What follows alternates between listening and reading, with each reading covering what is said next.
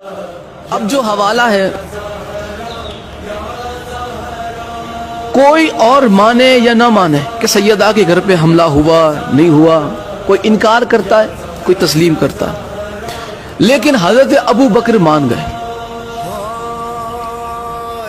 اب یہاں پہ میں اہل سنت کی 1 2 نہیں 10 کتابیں آپ کی خدمت میں پیش کرنا چاہتا ہوں کہ جس میں حضرت ابو بکر کا خود کا اقرار موجود ہے، ان کا پچھتاوا موجود ہے۔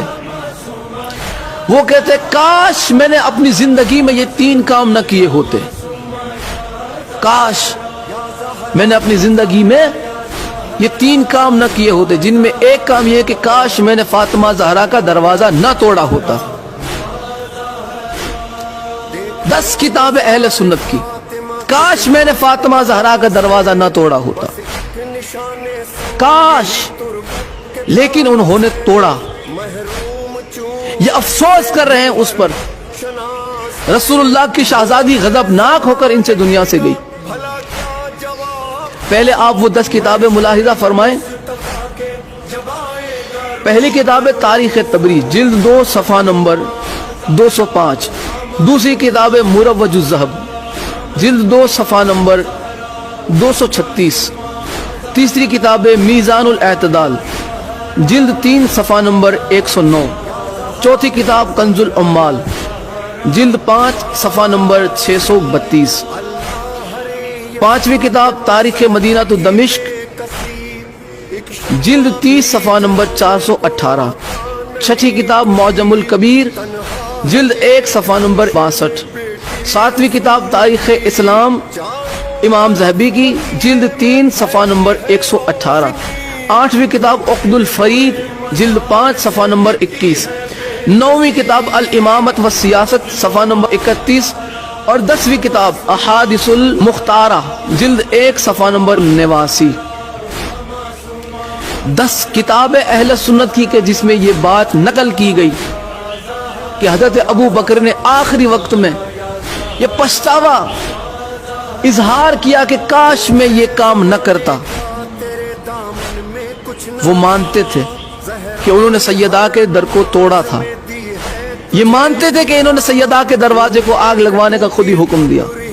یہاں پہ خود حضرت ابو بکر کا جرم ان کی زبان سے قبول ہوتا نظر آ رہا ہے کہ یہی تھے۔ اور میں اہل سنت کی کتاب الامامت والسیاست کے حوالے سے بتا چکا، اس کتاب کی توثیق بھی آپ کی خدمت میں پیش کر چکا کہ الامامت والسیاست اہل سنت کی معتبر ترین کتابوں میں سے ایک ہے۔ اب ہمارا کسی کو منوانے کا کوئی شوق نہیں کہ تم مان جاؤ، تمہیں تمہاری اماں کی قسم، تمہارے عقیدے کی قسم، نہیں مانتے، نہ مانو۔ تم کون سی ہماری قبر میں آؤ گے یا ہم کون سی تمہاری قبر میں آنے والے؟ ہماری قبر میں بھی اہل بیت آنے والے ہیں، آپ کی قبر میں بھی اہل بیت آنے والے۔ آپ وہ اعمال جمع کیجئے کہ جس کے عوض آپ اہل بیت کی بارگاہ میں منہ دکھا سکے۔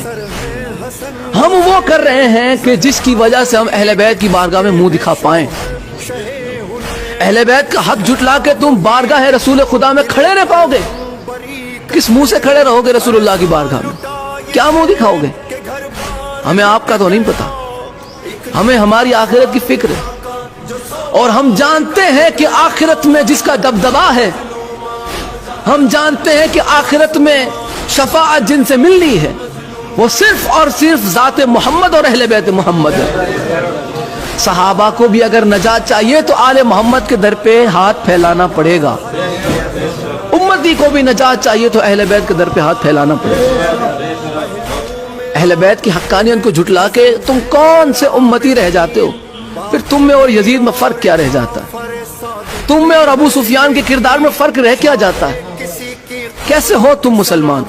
سرکار عمران کو کافر کہہ کے ایسا سینہ چوڑا کر کے چلتے ہو۔ تم میں اور معاویہ میں فرق کیا ہے؟ تم میں اور ابو سفیان میں فرق کیا ہے؟ تمہارے اسلام سے اسلام کو فائدہ کیا ہوا؟ تمہارے مسلمان ہونے سے اسلام کو فائدہ کیا ہوا جبکہ تم سرکار عمران کو کافر مانتے ہو؟ کون سا فائدہ پہنچاتے ہو تم اسلام کو؟ ایسے مسلمانوں سے اسلام کے کھلم کھلے دشمن اچھے ہیں۔ یہ آستین کے سانپ ہے۔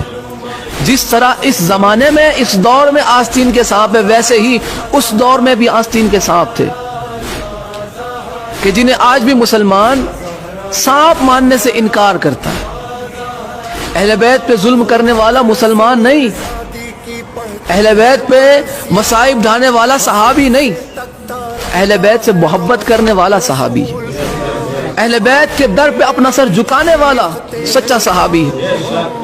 اگر صحابہ میں پہچان چاہتے ہو تو جناب سلمان کی سی عقیدت کس میں ڈھونڈو. کون جناب سلمان فارسی علیہ السلام کی طرح اہل بیت سے محبت رکھتا؟ کس نے جناب سلمان سے اہل بیت کا ادب سیکھا؟ کس نے جناب سلمان سے اہل بیت کی محبت سیکھی؟ جس نے سیکھی ہے وہ ہمارے سر آنکھوں پر ہے, وہ ہمارے سر کا تاج ہے. ان کے قدموں کی خاک ہماری آنکھوں کی سرما اگر بنے, ہماری آنکھوں کا سرما بنے, ہمارے لیے شرف ہے. وہ ہے سچے صحابہ.